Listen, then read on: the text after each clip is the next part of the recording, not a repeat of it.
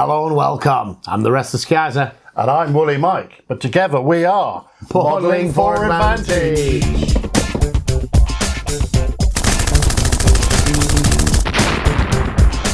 September the 17th, 1944. We're a couple of days late, but we're not hugely late, right? Well, they would still be fighting. They'd still be fighting, absolutely. So there's a couple of limited edition boxes from Flames of War in memoriam of the Arnhem Operation Market Garden campaign. There's British Airborne Arnhem set, and there's an 82nd Airborne, which is what we've got here today. I'm gonna unbox it for your viewing pleasure. Right, should we tell you what's in there? Tell them what's in. Tell them what's in it. 1 Parachute Rifle Company HQ, 2 Parachute Rifle Platoons, 181mm Port Mortar Platoon, 1 75mm Artillery Battery, 1 57mm Anti-Tank Platoon, 4 Jeeps, 4 Metal Wounded Paratrooper figures, 7 unit cards and 1 command card. And, because this is the limited edition, buy it now before they disappear, additional extras, 4 Metal Warrior teams, Brigadier General James Gavin, Major General Maxwell Taylor, Major Julian Cook and Lieutenant Turner Turnbull. 1 Metal Para Supply Cart, 1 Metal Pathfinder team, 1 Destroyed Supply Cart objective, 1 Destroyed German Howitzer objective, 20 82nd Airborne Division dice, and 20 82nd Airborne Division tokens and 2 objectives. Packed. So there you go, loads of stuff. And it retails, we just checked, was it 100 UK? 100 UK. It is limited edition, and you might be a bit saying, oh, it's FOMO stuff. And maybe, I think that they do lots and lots of army deals, and they're not planning to keep them all in stock all the time. So what you're going to see is, I think, periodically you're going to see certain things for certain occasions or whatever available. It's even in a different box shape to the normal army deals, just to tell you that. It is all infantry, funnily enough. Well, all foot anyway, isn't it? Yeah. Except for a few jeeps. Some gun jeeps, yeah. 82nd Army. It is stacked. It is stacked. So let's get the bits out. Just pour it, Mike. Pour it. Pour it. A lot of resin Psyocast. We're going to sort these bits out and we'll be right back. Right. There's no paper in this because this is not an introductory set. Like a lot of those army deals, they're designed for like your, start here. Fisher Price, my first Flames of War army. So the only kind of paper you get in here is a small deck of unit cards, which presumably for these, we'll look at those we go, and this slip of paper with a QR code. And it says that this is going to take you to the relevant section of their website, which I think is good. If you're not familiar with their website, there's so much content on there. If you type 82nd Airborne into their content, you're going to get a page of results. Most of them articles and history, and it's all great stuff, but it won't be like take you directly to this box. So this is what you want. Other bomb, loads of bases, which is a surprise because it's all infantry. Then the 82nd Airborne unique bits. The dice with the AA, All-American. The dice with the All-American, the 82nd on there. Because when they first formed, they realised that they had people from nearly every state of all of the 48 states. Right. And hence the reason that they became the All-American. For the All-American. Yeah. Right. Which is different from an Indian division, which is called All British, because they're all called All British because they're all from England rather than from all over the empire. Yeah. Right. Your standard acrylic tokens with velvet backed. If you've not used these, I've got to say, I like these ones in particular because they're bright red. They're going to really stand out. But they're lovely velvet backed acrylic tokens. They make these for most of the major, and by forces I don't mean like US, British, Soviet, I mean like divisions, these airborne ones. I think if you're going to make an 82nd Airborne Army, it's nice. I like these in the army boxes, but I understand it pushes up the cost as well. Yeah. So they're not giving them out because not everybody needs. But they are available in the tin sets for most. Yeah, and if you buy one of their tins, this is what you get in it. You get, and again, sometimes when you buy packs of proprietary dice, there's not enough. Yeah. There's 20 here, and Flames of War, I don't think I've ever rolled more than about 6 dice. Yeah. You know, so you got all the dice you're gonna need, which is nice. So that's all. No booklets, no rule book, none of those bits because you don't need them. So, but we've still got one more special. We've got more specials to look at. All right. So this is the commanders, the General Gavin, and the various other officers. And I'm going to look at these cards and see if any of them relate to them in particular. I don't think there's one. So do you know anything about these guys? General Gavin is Gavin is one of the models? Yeah. So interesting. No, 3. I've not seen these bases before. These are not got holes in. They sometimes issue these with their metal figures and so forth because the ones with the normal ones with the holes in are really designed for the plastic figures, which have perfectly circular, the right shape bases. Whereas often with these bases, you're actually gluing something on top that isn't infantry, like cannon and things. So we've got the officer figures. Yeah. Then we've got, like, it's very difficult to see, but we've got a radio guy. Yeah. And we've actually got his large mast radio. His large mast radio. Yes. Several wounded figures, and then you've got each of the generals will go on a base with his command staff. Yes, and I think most of them are, whether there's special rules for them somewhere deep in the weeds. I think in the Airborne book, in the Battle of the Bulge, or sorry, in the Market Garden books and the command cards. I'm sure I've seen the other command card, but you do get a command card, which is because one of these guys was a lieutenant, I noticed, and he does have a command card, and I've not got my reading glasses on. Do you want to have a try, Mike? Well, it's a 3-point command card. Lieutenant Turner Brashear Turnbull III was born in a proud Native American family in Durant, Oklahoma in 1921, enlisted in the National Guard in 1939 and volunteered for the 82nd Airborne. In the early hours of D-Day, Turnbull and his comrades jumped into Normandy. His platoon was sent to establish a defensive line near Neuville-Neuplain, where they held the line against repeated German attacks for 8 long hours. On 7th of June, Turnbull was killed by a mortar shell and posthumously awarded the Silver Star. This guy died at Normandy? Yeah. But we got him in this box. Yeah. Nice. And so any M1919 and M1 Garand rifle teams in this unit may re-roll any failed to hit rolls when conducting defensive fire. Oh, right. So you play this command card on one of your rifle platoons. Yeah. And the rifles and machine guns can re-roll hits as defensive fire. Okay, that's interesting. It's pretty powerful, I guess, but he is 3 points. US warrior. That's curious, giving you a figure for a dude who died in Normandy in a... But then don't forget, the box is celebrating Market Garden for 80th anniversary, but this is still similar for a D-Day force. Exactly, it's the same force that would have been a D-Day. Yeah, absolutely.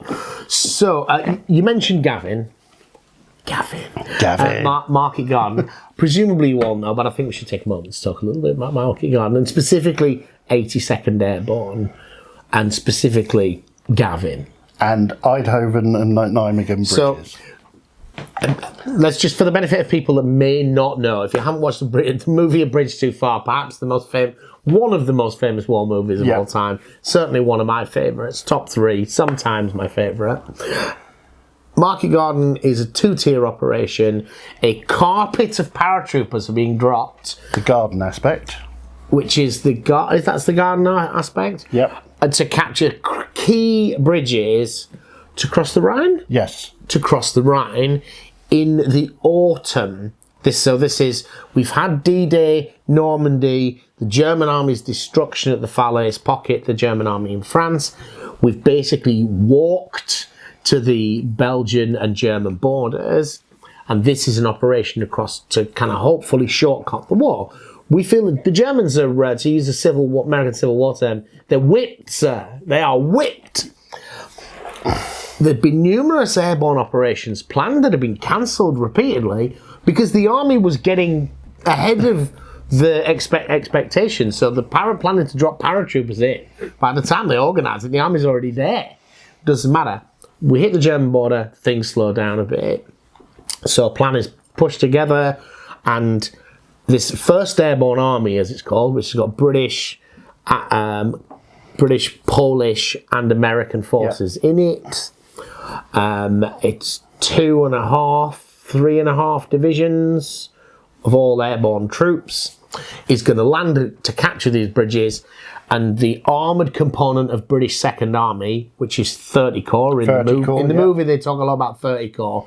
In the books, they talk a lot about Second Army, because there is a lot of other troops other than 30 corps, but they're so far behind, it's not going to matter. Yeah, 30 corps and the Irish Guards were the spearhead element that were driving up this one road. Yeah, so although they may be referencing Second Armies, really these guys doing all of the work. They're going to push along these bridgeheads that are created, because it's not a series of bridgeheads going east-west, it's a series of bridges going north-south, which is going to allow us to get our armies over east-west. The British are going to land at the very northern tip, at Arnhem, which we have another box to talk about. And that's a very different battle. It's its own battle. 82nd Airborne under Gavin lands in the middle. This is a kind of the critical component of the operation around Eindhoven and Nijmegen. Without these bridges, we can't get further north, because they're not crossing the Rhine, they're crossing canals and rivers to get to the big Rhine crossings. 82nd drop on the first day. Gavin, who's in charge, we've got a figure for, he's got the problem that he's only got, 4 battalions of troops in the first drop, something like that. 3, 4, 5,000 men tops. Not very much heavy equipment. He's got to defend his drop zones for all the guys who are coming tomorrow, and some even the day after, I think, against counterattacks. He believes that there are up to 1,000 German tanks in a forest to his south. Where he thinks the Germans have got 1,000 tanks from at this point, I don't know, but he does believe that. And he's got to capture these bridges, and he's got to capture at least 2 significant ones and several smaller ones. And there was another part to the east of their landing zones was several pieces of high ground, which, because he didn't secure them, the Germans did.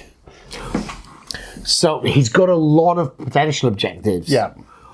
Gavin's problem is he's got too many priorities, and I believe he chooses the wrong ones. He pushes troops into the forest, he pushes troops towards the high ground, he secures his landing field, and what he doesn't do is take all of his force and capture the bridges. Yep. He sends elements go to the bridges to check them out, they capture some, but they don't capture them all, and they certainly don't hold them in any force. And what that means is, over the coming days, when the Germans throw scratch-built forces, throw them back into them, Gavin is not controlling the towns, the bridges, the major walkways.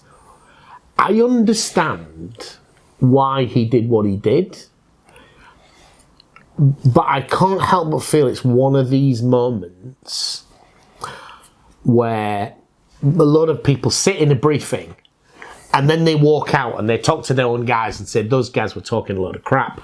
This is what we're actually going to do. Because if he didn't secure his landing fields, and he did get counterattacks, and he did get pushed off his landing ground, thousands of American pilots are going to die on the next day when they're all arriving in gliders and so forth, if the Germans have occupied these fields. Because that's the biggest pressure, the whole of the airborne element, is there weren't enough planes and gliders to get them in. There weren't enough pilots. The big issue isn't planes, it's pilots. When I talk about the scale, there are thousands of transport planes and gliders involved in this operation.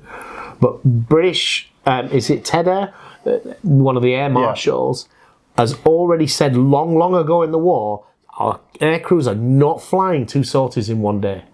Because and they've got to resist that pressure. There's constant pressure. We've got all these bombers. Why can they not do 2 raids a day? Because my guys will get worn out. You can't keep that up. So they won't make 2 drops in a day. There is enough time in a day, but there isn't enough energy. So if they'd had more air crew.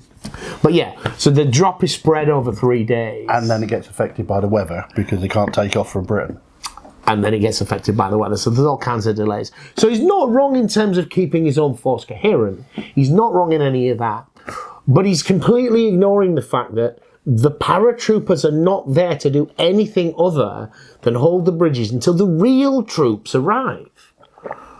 Paras have got rifles, machine guns, light mortars, and light anti-tank if it survived the glider drop. You cannot fight a regular jet. We have this perception that, like, paratroopists and so forth, they're special forces, they're crack troops, and they are all of those things. But they're terribly equipped in terms of heavy equipment. They can't hold up against a regular formation for any length of time because they don't have the heavy equipment.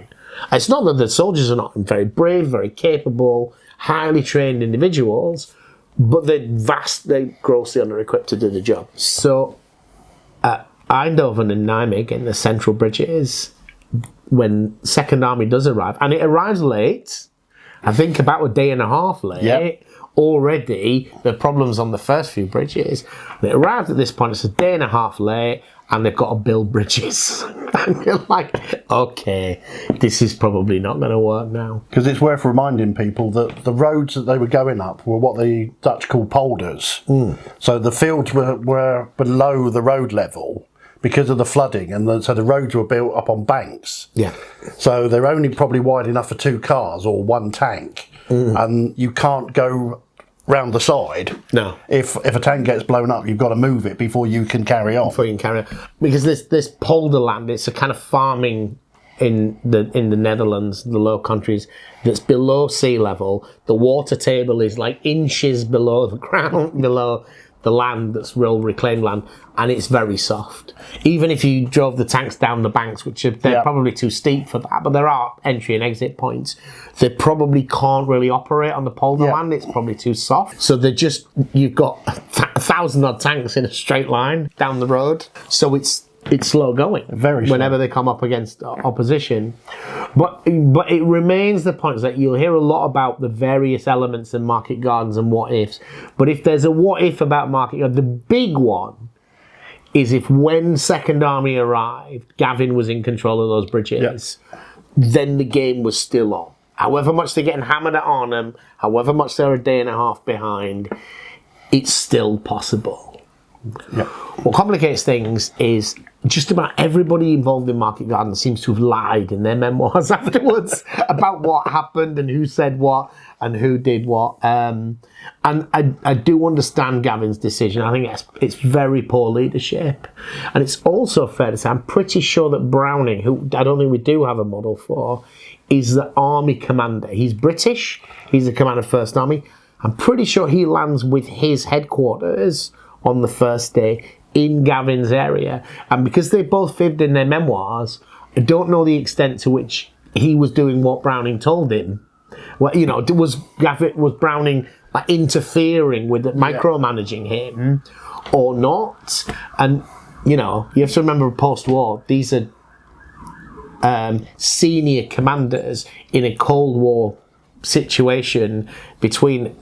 so you're going to badmouth your allies in the late 40s, early 50s? Probably not. Well, you see it in the film The Bridge Too Far. They do actually show at the beginning of the film he's the exponent of it. He dismisses the reconnaissance reports of tanks, but then at the end of it, Browning, and then at the very end of it, he said, "Well, you know, I've always thought this was a bridge too far." You know, so he's already backtracking. Yeah. So the 82nd, they fight like tigers in the central area. It's just deployment and operational choices. They do get those bridges up. They have to do a river crossing in boats, which I wouldn't want to do in daylight, under fire, which they do. So that's the kind of the story, right? Yeah, and that's Gavin. So if you're playing with this army, just remember, get the bridges. Everything else is irrelevant. So Mike's going to open up the figure packs and I'm going to look. But as we mentioned headquarters, I'll do the Parachute Rifle Company HQ. This is the one card that you're going to get in here. The formation, Parachute Rifle Company HQ. They're veterans, they're fearless, they hit on 4s. They've got 3 up infantry save. You knew all that. They're armed with Thompsons because they're just more manly than other machine guns. Come on, 0.45 ACP. You get 2 bases of those for 3 points.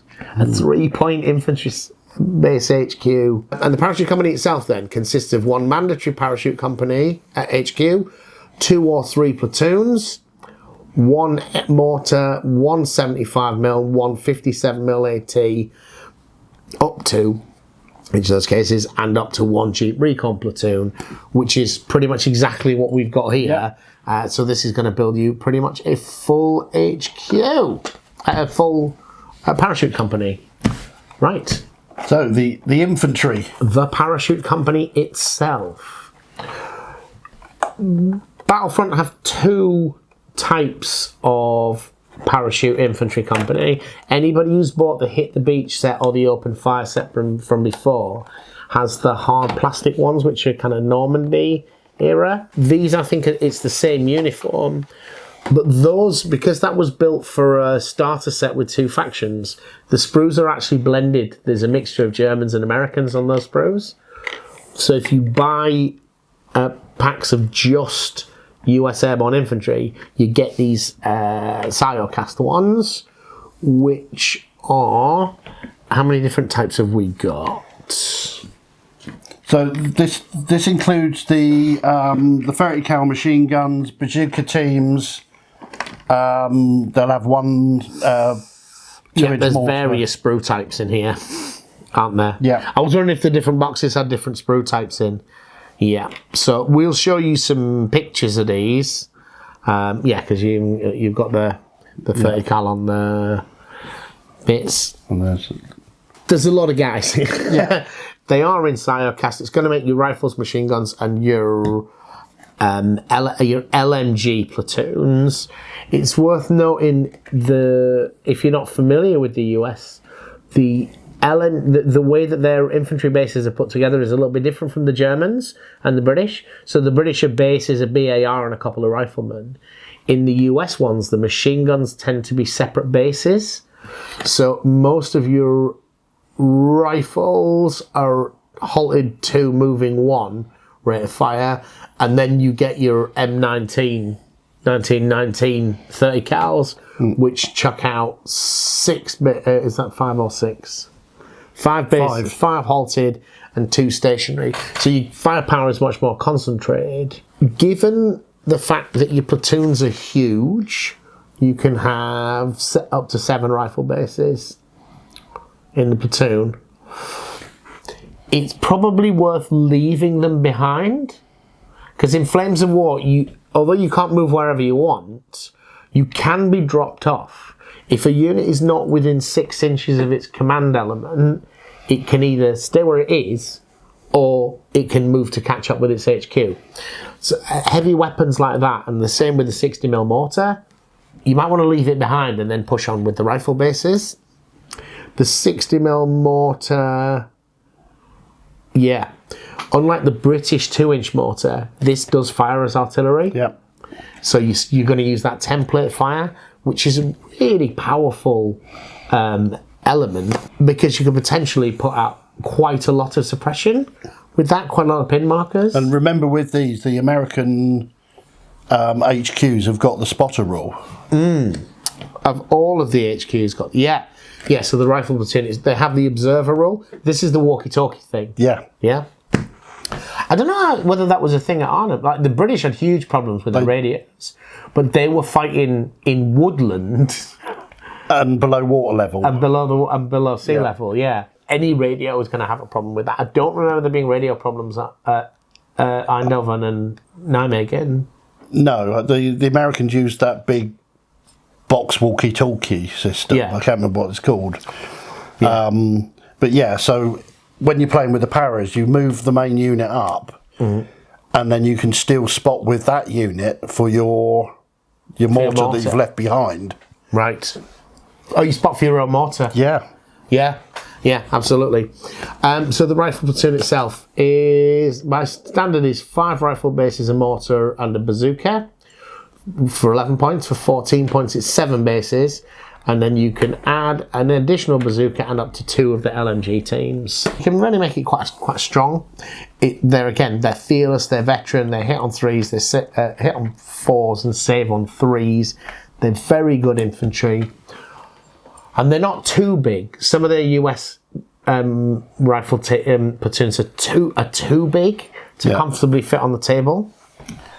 So there's 100 figures here. There's 100 figures just in that box, and that's not everything. But this is just the infantry. It's just the infantry. It might be the gun teams, but we might see those in other books. But the infantry does include the... that's the light mortar, not the medium mortars. Yeah. 100 guys. That's a lot of guys. So that is the company of infantry. It is Siocast, and as you see, it didn't go back quite easily back in. We could probably get it in. But I kind of like the way that they've presented these, though. And we'll hopefully by this point we'll show you full photographs of all of the different sprues. If you've not used Siocast before, it is a resin-like material, a plastic-like material. It is some kind of emulsified polymer, but it doesn't like plastic glue. Yeah. You need to use... You can get plastic glue to stick these down in the bases, but it won't want to stay there. And really, you want to use super glue. And a little bit like with other resins, sometimes there's a packing issue. You might find that a gun has bent or something, got a little twist to it.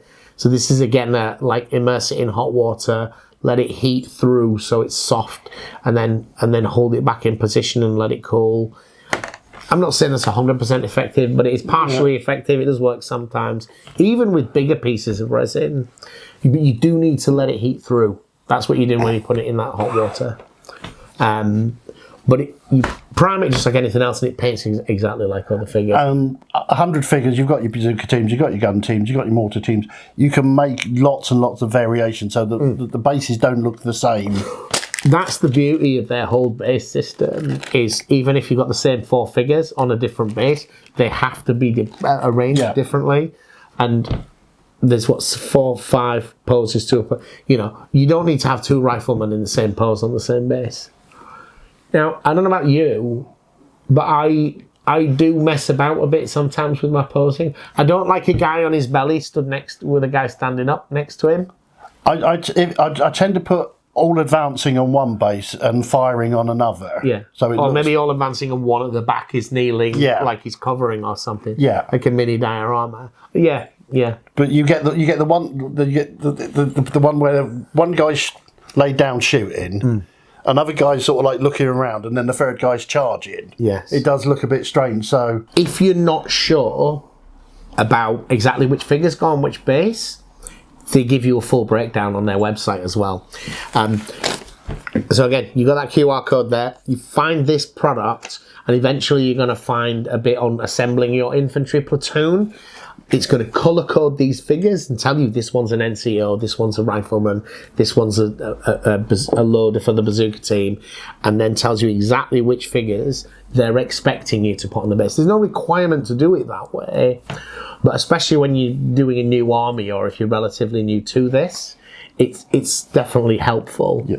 And you will have, almost certainly, you're going to have figures left over, because there's a number of NCOs on a sprue and all that kind of thing. The numbers don't work out proportionally. My experience with every other Flames of War kit was they provided you with more, not less. So if this might build 10 bases, but they're only asking you to build 7, that kind of thing. Normally I find when I build the Paras, you've got spare bazookas and you've got spare mortars. Yeah. Which sometimes you can put in as extras or whatever. Yeah. All right. So that's the infantry. So we'll go to the next thing. A 81mm mortar platoon. 81mm mortar platoon. The 81mm mortar platoon of up to 4 guns. Do we get 4 guns here, or do we get 2? I'm seeing 4 bases. We get 4 guns. Yeah. So 2 sprues of 2 crews. So it's 8 points. It's not cheap. Again, it's fearless. It's veteran. It's careful. It is a heavy weapon, so its assault number is a little bit lower, but it's still at least what an average unit is. It's just, okay. So the 81mm mortar uses the artillery template and it's got 4 up firepower number, and it's able to do a smoke bombardment. So these are not Cyocast. This is one of the plastic types that they've used, I think, because they've been experimenting with different systems of doing their infantry. But again, basically just treat this like metal. Just assume that you need to use super glue, and if you need to cut anything on these, don't scrape, cut. Yeah. Yeah, get yourself a sharp blade. We would call them a scalpel. You Americans call them X-acto type blades. Yeah. But it's that type of blade. Scraping seems to make this material, it kind of roughs it up rather than, it's just the wrong kind of hardness. These are really quite hard compared to the others. But the sculpts are still quite nice.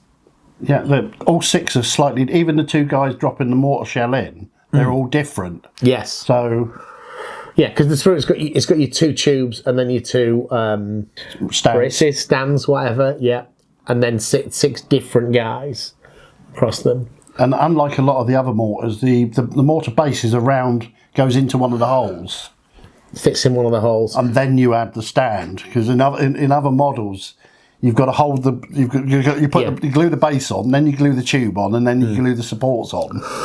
Now, this is probably, given what you just said, you just like casting my memory back to the last time I made one of these. This is the only time I've needed to dry fit infantry. Yeah. Because of the way the holes work, is you want to put the guy dropping the mortar round down the tube in a hole that actually the tube is facing. Yeah. So you need to kind of just put them in different positions and see which one you like the look of there. I think I tended to go for this kind of arrangement, and he was slightly to the side of it. Yeah. Yeah. And so I did end up putting my mortar actually at the back rather than at the front, so the guy could stand in front of it. Yeah. But again, so you've got 2 different kneeling poses. 3 different kneeling poses. A guy stood up, and then the 2 loading. Yeah. So you've got lots of combinations. You've got 4 sets. Yeah. No 2 need to look identical. Yeah. Absolutely. I like that. Yes. You've been provided with some base plugs, if you weren't sure what these were. They fill the holes. Because if you don't want to position your mortar in the slot, because you have a very clear idea of how you want to do it, this is to fill the hole. That's what that is. Yeah. But yeah, nice little unit. And it's not bad artillery with 4 up firepower. You know, it's only got an anti-tank power of 1, so it's not really any good against the top armour of vehicles or anything like that. What's our range? Even. Range is 40 inches, which is much of the table. Yeah. If you put it in a corner, it's not much of the table, but if you put it somewhere near the middle of the board in your deployment area, it can hit anything. So it's pretty good. And it's integral. Everything here is in the formation card, so your force morale is really strong. And there's the Jeeps. My favourite Battlefront model. These are... Is it the child who remembers Micro Machines in you that likes these? Because they look like a Micro Machine. They do, but no, I've always loved Jeeps. For one of the projects, I built a 135th Jeep. Yes. I've got some 100 Jeeps. And I've got a 156 bolt action Jeep. So I bought a 177 net. Oh, right. So you're going to get this scale. So I'd get all 4 of them, just all the different sizes. But these look complicated when you get them on the... Because it makes a few different types of Jeep. Yeah. And the Jeep sprue itself, then, you get what's fundamentally the chassis, and then you stick a front and back to it. Was that right? Yes. Yes. Well, you put a bonnet on it and a back to it. The backs, they've got these bits sticking out. That's just the tarp covering the canvas top, just folded down. That's what these are going to be when they rest on the back of the Jeep there. But it's almost one piece. You're really putting an auxiliary details on here. And all of these other bits are because you can make SAS type Jeeps with this. So there's loads of extra bits of stowage and bags and winches and things. Yeah, there's a bonnet rack. There's stowage that can go on the seats. There's a 30 cal. There's a Bren on a pintle mount. Yeah, so it's because it makes a lot of different weapons, basically. Is that a Lewis or a Vickers K on a pintle mount there? It is, isn't it? In the middle, in the centre. That's a Lewis, because it's got the round drum. Well, so's the Vickers K. Yeah. Yeah, I think it's a Vickers K. Yeah. But anyway, it makes a lot of different ones, including specifically like LRDG, SAS type ones, which have got lots of, and airborne ones. Yeah. So you can pimp them out a little bit. Now, the other thing about this sprue is you can't cut it in half and give one to a friend. No. Because it's not like this bit is one Jeep and this bit is one Jeep and this bit is the other.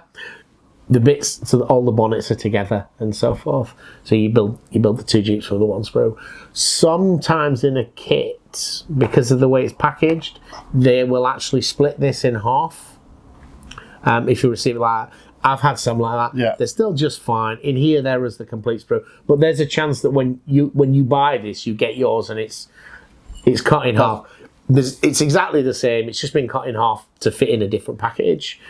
Yeah. And there's two Jeeps on the sprue, but 4 bonnets, so you can have 2 different types of bonnet. Yeah. Which is, again, I think about whether it's the SAS one or the regular American one, but I'm not sure. And then your crew. And your rivet counters will know. Yeah. Crew. So we've got drivers, gunners, and a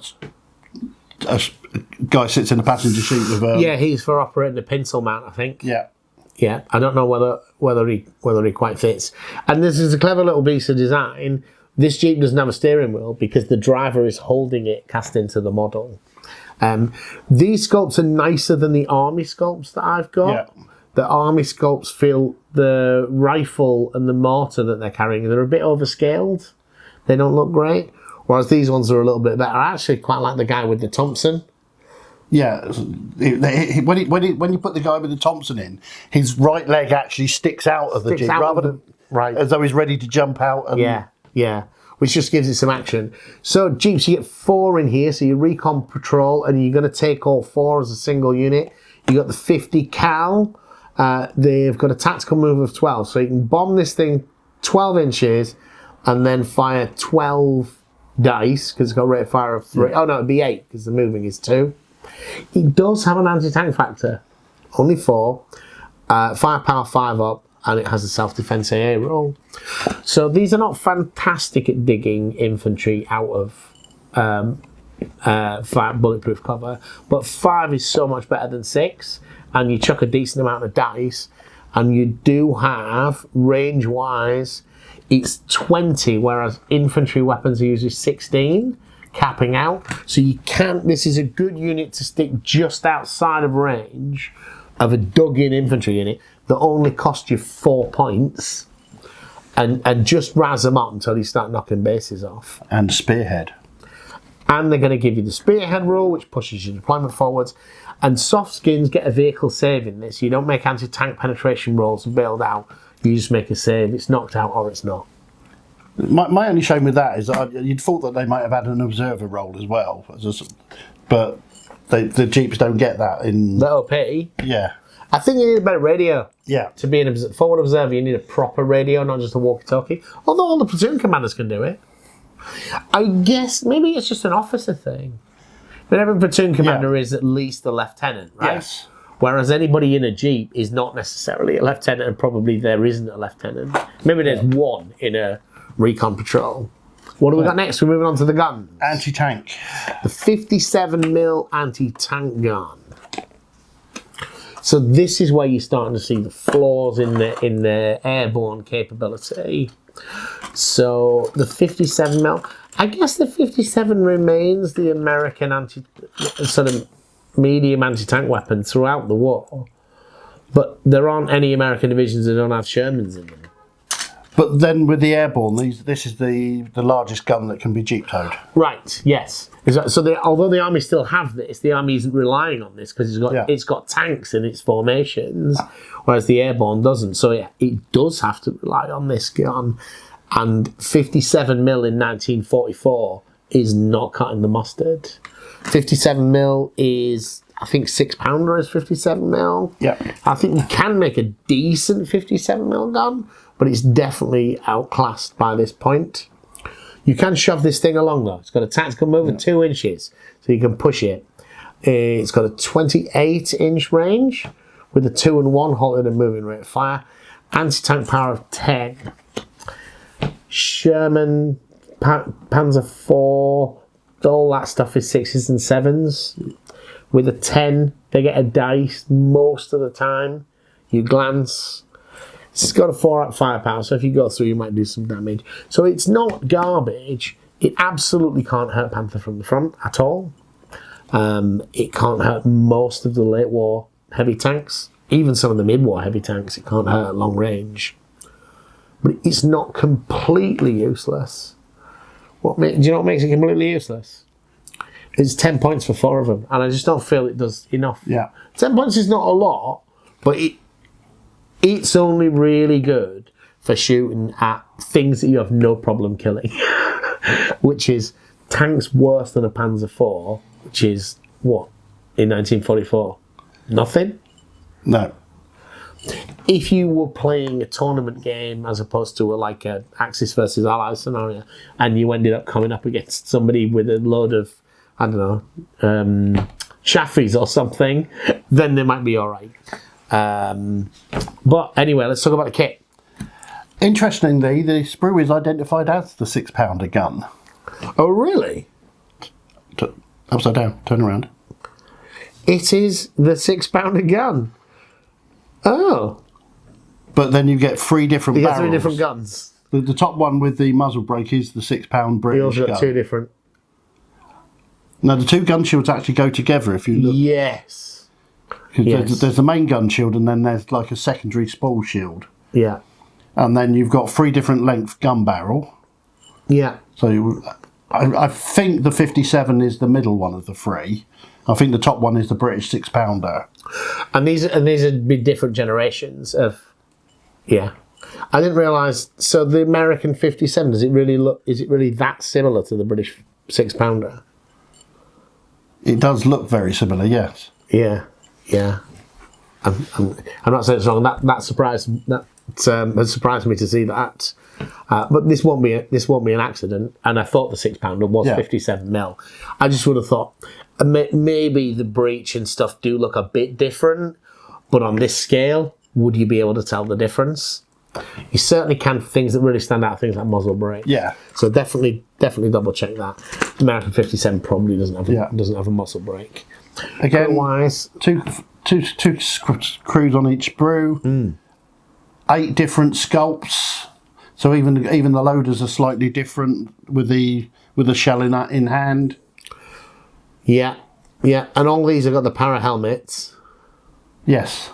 Yeah, they got scrim or whatever you call it in there. Yeah, which again, they're nice sculpts. They're like the mortar crew that we looked at. They're that kind of harder, plasticky type material. What they were using pre-Siocast, I think. They're all right, and they're airborne figure. They're not just dumped some army guys in here. The crew are, they're wearing the right uniform. That's actually a point, isn't it? These guys are following general orders. They're all wearing their helmets. Yeah. Paras love a beret, don't they? Not the Americans. Americans don't wear their berets. Americans wear slouch hats, the forward and aft. Do they? Yeah, like the McDonald's plastic paper hats, isn't it? Oh, right, I didn't know that. Americans don't wear berets. Americans don't wear berets? Yeah. No? Okay. There you go. Everybody is wearing a helmet in this one, which means he's ready for battle. The question is there was a myth about, if you ever see an American in a photograph, they've never got their chin strap done up, because there was a belief that if they were near an explosion, the chin strap would cut their neck or do damage. How true that is, I don't know, but it's a lot of this stuff is apocryphal, but that doesn't mean the soldiers didn't believe it. And that's the problem. When stories get round soldiers, it can be quite dangerous. So the last thing we've got here is the 75mm. 75mm artillery. And this is, I'm really impressed that they make this in soft plastic, because this is like a pack howitzer, right? Yep. By World War II standards, 75mm is a tiny artillery piece. The field artillery in the First War is 75 to I think the British 18-pounder is about 84 mil. Somebody's going to tell me I'm wrong there. But they're all around about 75, starting with the famous French 75. But gun caliber's gone up and up and up and up. I think a lot of it is material science. It's the limitation on these guns remains what a dude can push, what a horse can pull. These are still really important limiting factors. But the better you can engineer the carriage, the materials you can make the gun and its working components out of without it just collapsing under its own weight. So as the material science gets better, you can have bigger caliber guns being pulled still by horses and guys. So 75 mil is just caliber that's hard to use. But of course, these are paras. This has got to come in a glider. A guy's got to be able to push it around. They'll be in boxes tied together, parachuted together, and when it lands, they're assembling them. Yeah, absolutely. Which is why you get that. So, where's the gun barrel? What's that? That's the gun barrel. I thought that was like a bit of scenery or something. Wow. Yeah. When you've been looking at all this other stuff, this is really short barreled, which I guess again is a limitation of the delivery system. However, that short barrel is in fact 64 inches of range. It's got the anti-tank power of 2 and front armor of 4. Anti-tank power 2 against top armor of pretty much anything lighter than a Tiger can damage tanks. And I've lost Panthers to artillery and felt like an idiot. It can happen. It does happen. Again, they're fearless veterans and they're careful. You've got 4 of them, so you get the full punish. It's very light. That's got a tactical move of 4 inches. 4 inches, which is more than the 57 mil. And 4 of them is 12 points. I think this is a better buy. Direct fire, it's only got an anti-tank power of 6 though. So that's going to even struggle with a half track. Yeah. Not guaranteed. So with these, it's a 5-man crew. Is it? And a 5-man base. It's a 5-man crew. Are you sure it's not 4? Just because you've got more crew figures. I think this is an artillery crew sprue that's used for a range of them. No, there's 5 on the picture. One behind the good guy stood up. Where are you going to get the gun if you put 5 guys on? Mike reckons you're supposed to put 5 guys on this. I'm reckoning 4. Because I don't see how you're going to get the 5th guy on and the gun. You will in certain layouts. So if you've taken all this stuff, emptied it and poured it into a pile, you might not notice that some of these square bases, most of them are 4 holes, and that's for your infantry. The 5-hole ones are usually artillery bases, and the reason they've got 5 holes is not to put 5 guys on, it's to give you more positions to choose from. My bet is most people will put 3 guys on this. 4 will be a squeeze, 5 may be possible if you're prepared to glue the gun down. I like to have a bit of space on these so that I can, detach the guns, and when the gun's destroyed, I actually leave the gun on the table and take the dudes away. Also allows me to mix and match different weapons. But the 57 was also on that size base. 57 was also on that size base, wasn't it? It wasn't on the big artillery base. Yeah, it was. They're on 5s as well. They're on 5s as well. So you can actually mix and match these a little bit. And if you really, if for example, you really don't want the 57mm guns, or you don't want the Airborne, you don't want to use them both. You can put army crew figures on these, swap them in and out, that kind of thing. Use them in different forces. Sprue itself then, Mike. Beautiful, right? Yeah. And we didn't mention it with the mortars and the 57. There's a couple of ammo cases and that you can put on the base as well. The carriage is all one piece, 2 wheels, the gun barrel, boom, 4-piece kit. What's the year? 2018. 2018, quite new. I didn't actually know they made this in plastic. Yeah. When you start going down to things like weapon systems, like heavy weapons for non-main army platoons, you usually find it's still metal or cast. And I'm often caught out by the fact that I didn't realise they made that gun in plastic. Because artillery in resins and metals means bent gun barrels. Yeah. and I can't bear it. So I'm always delighted to see artillery in hard plastic. That was the army. Did you see how many points it was? You read the back of the box, Mike. I think it was about 67. About 67 points. So you can play the relief of this by getting yourself a couple of platoons at easy 8s and driving up. And so then we get some resin objectives and stuff, right? Yeah.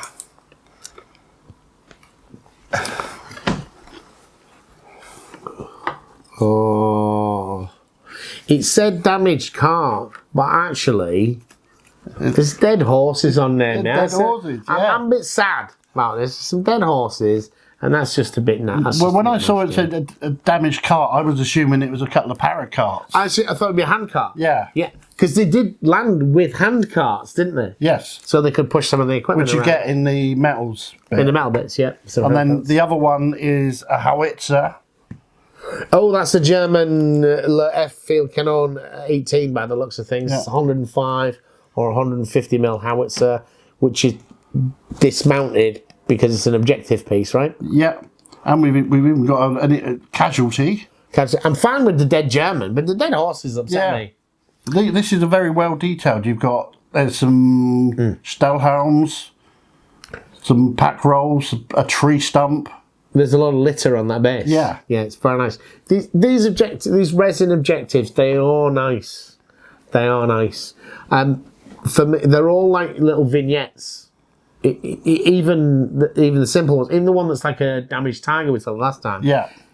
It's like it's backed up into a house and the house has fell on it, so it's mostly okay. But obviously it can't move. This one, I feel this might be a scene in the movie. And they drive past some dead horses and the soldiers are a bit like, oh, that's a bit mean. I think they do. I've done it in some movies, right? Yeah. The sight of dead horses, Yeah. a dead animal's always upsetting, especially when it's been caused by a man having a war nearby. Poor things. Problem is, one of the poor horses looks like he's still in pain, actually. Let's leave it. Let's move on. Yeah. I'm already like struggling with this emotionally. yeah. So, look, it's £100, which isn't cheap. It's a lot of Psyocast infantry, right? So, if you don't like that material, you're not going to be happy with this set. If you're not bothered about it, like me, it's like, oh, you're okay with it. I'd prefer hard plastic, obviously, but I'm okay with the better Psyocast because the sculpts are clean now. There were some issues early on. There was a brief period of Mr. Blobby guys. Mr. Blobby guys and stuff. That's not the situation we're seeing here. But look, I think if you want the airborne stuff, the things, you want these bits, right? Yeah. And you would buy them separately. You want loads of dudes in paratroopers. The unit cards are all here. You've even got a command card. You've got all the support equipment. Like literally everything on the core force is in here. You are building the complete company. I'm saying that you can take a third parachute rifle platoon. Yeah. I don't know if there's going to be enough bases for 3. If you take the smaller option, you might be. If you take the smaller ones, you might be. But other than that, I mean, I rarely want more than 2. 2 platoons means 1 dug in on each of my objectives, and the rest of my armies are going to fight for your objectives. It's probably with my armies, I've got 2 platoons of American Airborne from Hit the Beaches. So now we've opened this set, you can have that. And you want all that? This is mine. Absolutely.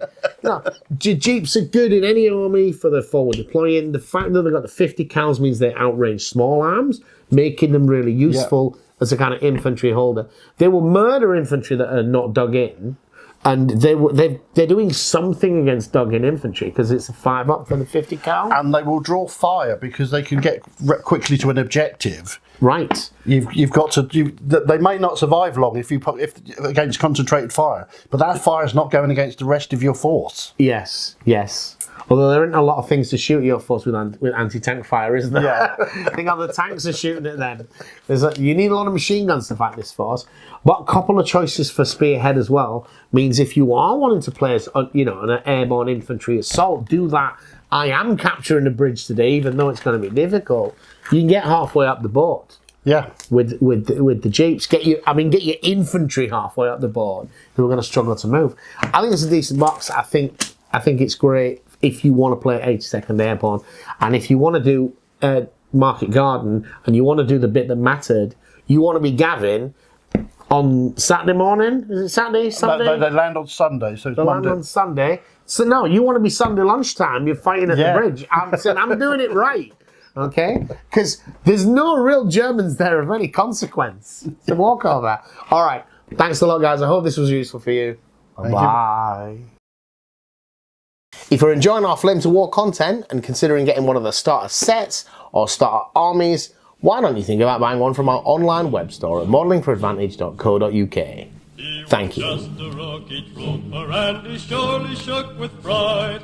He checked all his equipment and made sure his pack was tight.